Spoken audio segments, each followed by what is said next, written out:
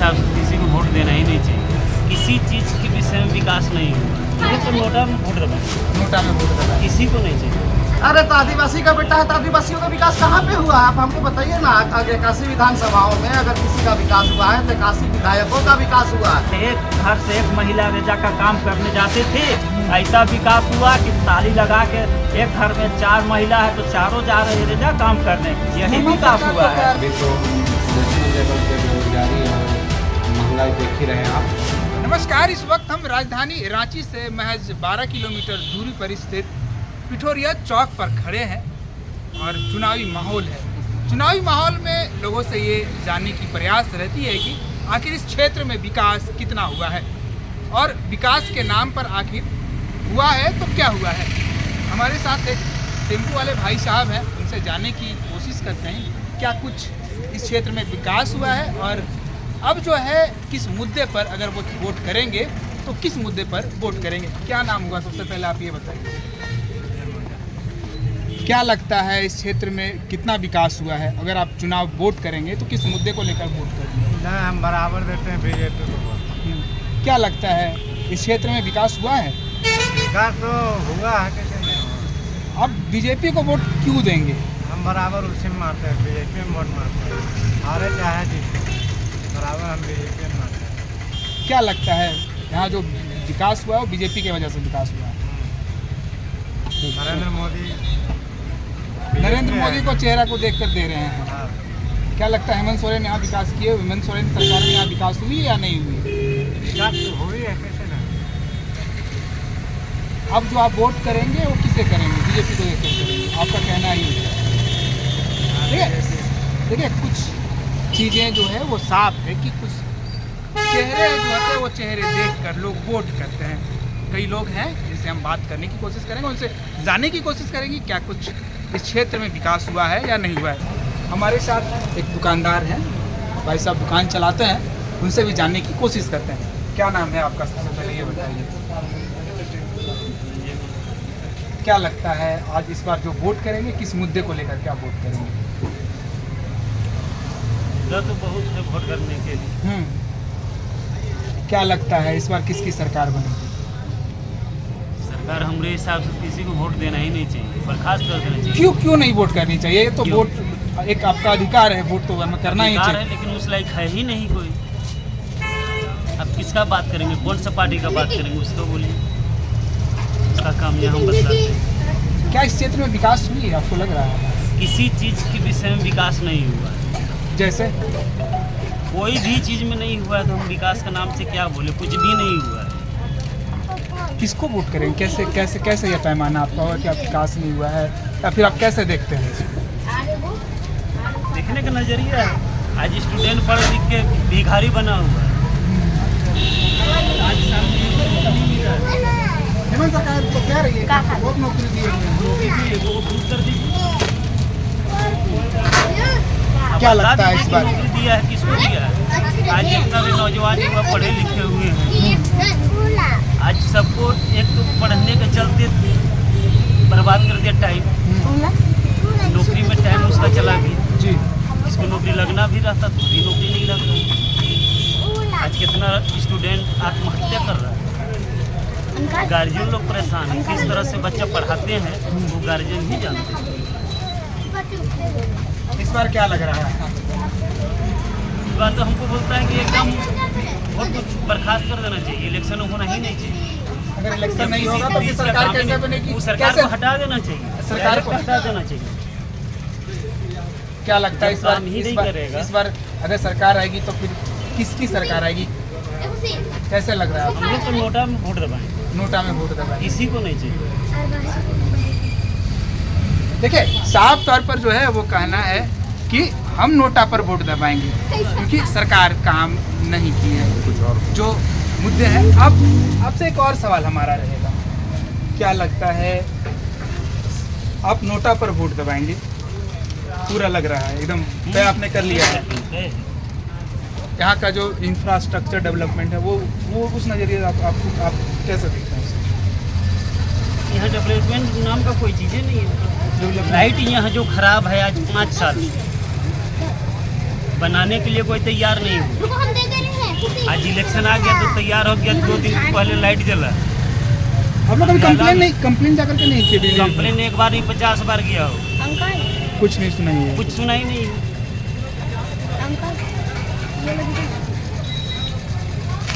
ये हमारे साथ दुकान चलाते हैं, इनका साफ तौर पर कहना है कि जब वोट इलेक्शन का टाइम आता है सारी चीज़ें दुरुस्त होने लगती है, लेकिन इलेक्शन से पहले कई बार कंप्लेन होती है, सारी चीज़ें होती है, फिर भी जो सुधार की व्यवस्था होती है वो नहीं होती है।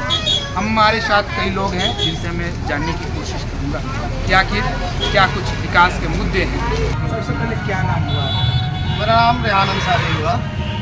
इस बार क्या लग रहा है? देखिए, इस बार समूचे झारखंड में 81 विधानसभा क्षेत्रों में इस बार JLKM क्योंकि युवा और कर्मठ शिक्षित प्रत्याशी है, 76 विधानसभाओं से अपना प्रत्याशी उतारे हैं दादा जयराम महतो जी ने।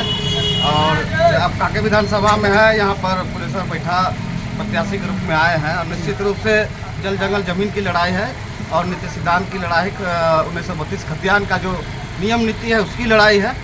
तो इसके लिए जनता का अपार समर्थन भी मिल रहा है और निश्चित रूप से इस बार झारखंड में एक अलग तरह का राजनीतिक देखने को मिल रहा है। यहाँ पर क्षेत्रीय पार्टी और नेशनल पार्टी मिल के अलायंस करके, JMM कांग्रेस ये मिल के काम करती है, BJP आसू मिल के काम करती है। लेकिन इस बार 76 विधानसभाओं ने जयराम महतो ने अपना कैंडिडेट उतारा। निश्चित रूप से फुल बहुमत से इस बार झारखंड के अंदर में जयराम महतो को बहुमत प्राप्त होने जा रहा है। निश्चित रूप से JLKM का सरकार बनेगा और जो खतियानी लड़ाई है, जो लोकलिटी का जो लड़ाई है और झारखंड का जो नीति सिद्धांत है उसकी लड़ाई है और झारखंडियों का जो हक अधिकार आज तक 24 वर्षों में निरंतर जो सत्ताधारी सरकार विपक्षी ने नहीं दे पाया। निश्चित रूप से इस बार ये बहुत सारे मुद्दे हैं, जैसे झारखंड एक अलग राज्य बना, आदिवासियों के नाम से 57% यहाँ पर आदिवासी रहते हैं, परंतु आज तक उनको सरना कोट देने का काम JM की सरकार ने ना किया और ना ही BJP की सरकार की, जबकि JM की सरकार ने अभी तक देखिए JMM सरकार तो कह रही है कि हमको सेंट्रल को भेज दिए, अब ये तो केंद्र का काम है। तो आप एक चीज हमको बताइए पत्रकार महोदय जी कि JMM जो है निरंतर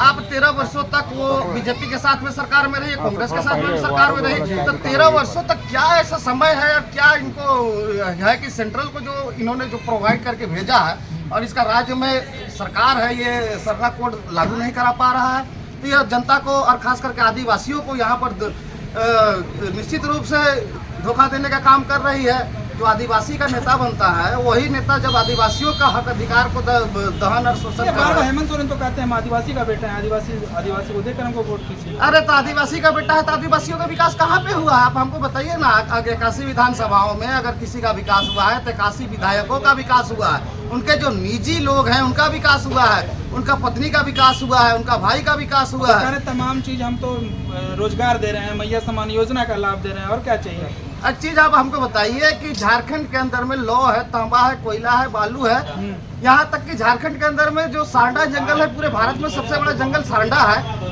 लोग खनिज संपदा का अपार भंडार है। उसके बाद 1000 रुपया आप देते हैं, कप चाय का आप दाम देते हैं एक महीना में, एक महिला का खर्च 1000 रुपया एक महीने वो तो कह रहे हैं महिला सशक्तिकरण के लिए हम दे रहे हैं, थोड़े ना चलाने के लिए दे रहे हैं। सशक्तिकरण क्या सशक्तिकरण होगा उसका? मैंने क्या कहते हैं, स्नो पाउडर और क्रीम खरीदने के लिए दे रहे हैं, मोबाइल रिचार्ज करवाने के लिए दे रहे हैं आप 1000 रुपया महिलाओं को।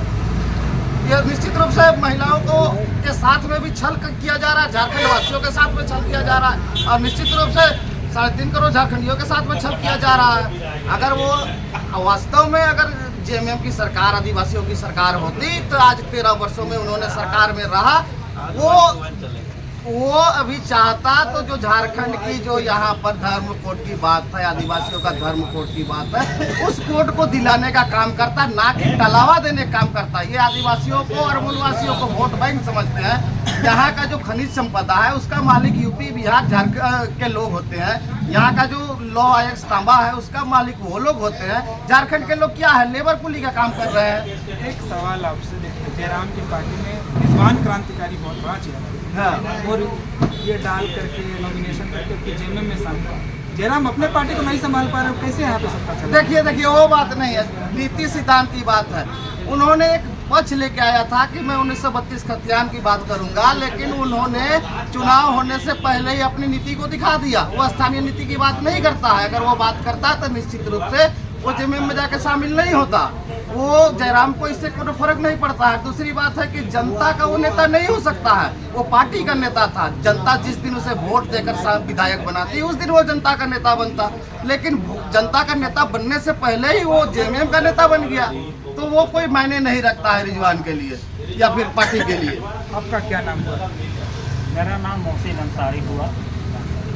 और देखिए 24 सालों से झारखंड के लोगों को डार्क में रखकर बुड़बक बना के, चाहे कोई भी पार्टी हो, कांग्रेस पार्टी हो या भारतीय जनता पार्टी, देखिएगा किसी भी राज्य का भला हुआ है, प्रगति की ओर चला है या विकास हुआ है तो ओनली क्षेत्रीय पार्टी से।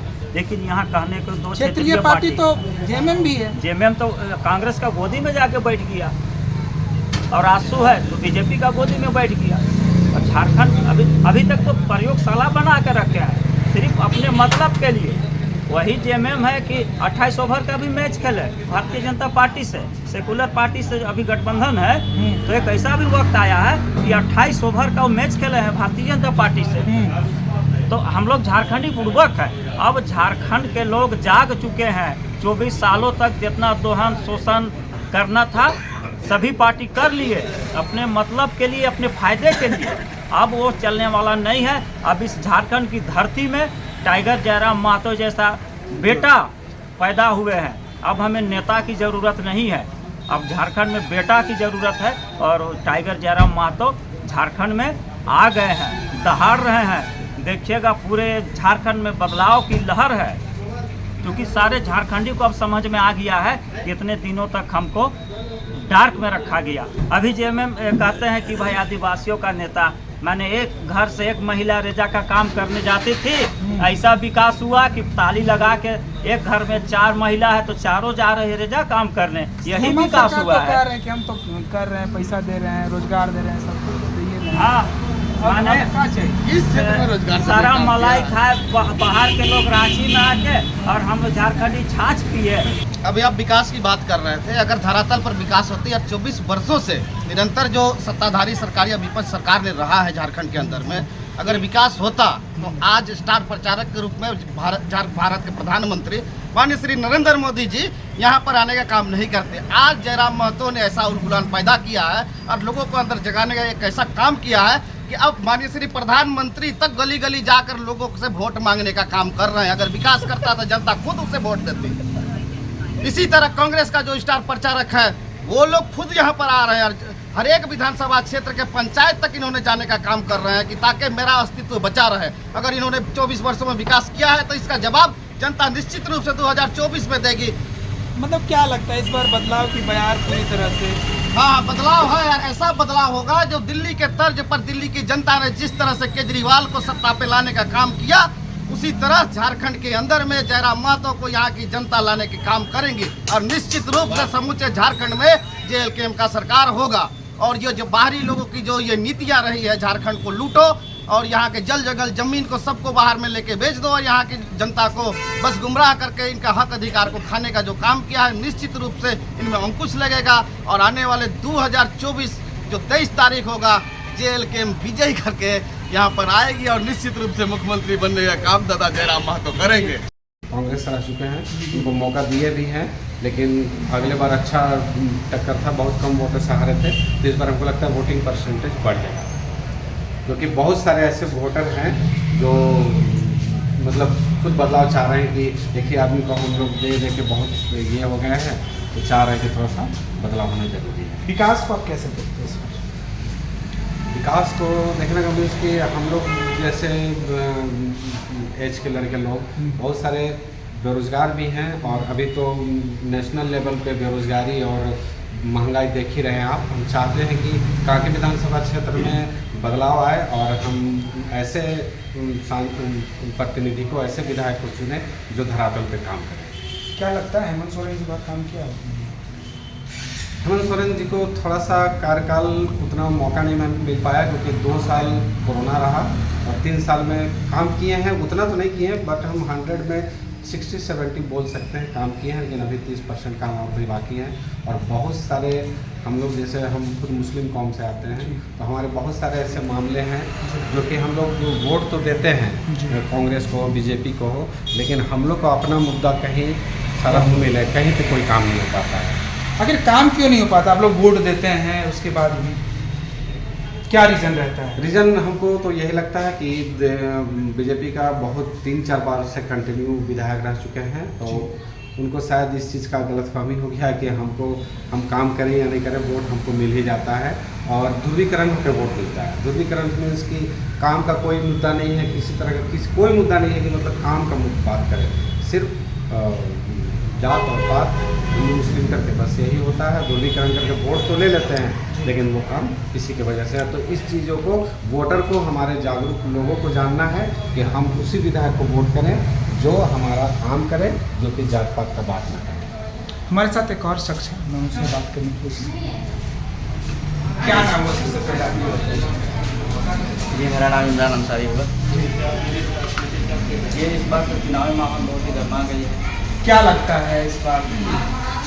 लगता तो है कांग्रेस इस बार निकल जाएगा, क्योंकि बहुत सालों से यहाँ पर बीजेपी की विधायक बने हुए हैं और इस बार कोशिश करेंगे हम लोग। इस क्षेत्र में विकास की बात करें तो कैसा लग रहा है? क्या विकास हुआ है या नहीं? विकास तो कुछ बहुत हुआ है। ये हमारे हेमंत सरकार ने बहुत अच्छे विकास किए हैं और यहाँ पे जो मतलब बीजेपी विधायक थे तो कभी मतलब क्षेत्र में अपना भ्रमण करने नहीं आते हैं, जो कि 15 सालों से बीजेपी के विधायक रहे हैं। अगर भ्रमण नहीं करने आते हैं तो फिर कैसे बीजेपी विधायक वहाँ जीते? बस बीजेपी अपना फंडा अपना लेता है। यहाँ पर कोई भी उठता है तो बीजेपी का ही सरकार बन जाता है, जो कि वोटरों द्वारा उन्हें वोट दिया जाता है और बीजेपी की सरकार बन जाती है। लगता तो है अब इस बार क्या लगता है? लगता है कांग्रेस आएगी। आखिर क्यों लगता है? बस क्षेत्र में थोड़ा मतलब कार्य कर रहे हैं हमारे जो सूरज बैठा है वो अच्छे यहाँ पे कार्य कर रहे हैं। लगातार वो 3 बार से खड़े हो रहे हैं, बहुत मार्जिन से हार भी रहे हैं। इस बार लगता है निकाल पाएंगे से? जी, निकाल पाएंगे, क्योंकि वो हिम्मत नहीं हारे हैं, जुझारू नेता है और इस बार जरूर निकालेंगे।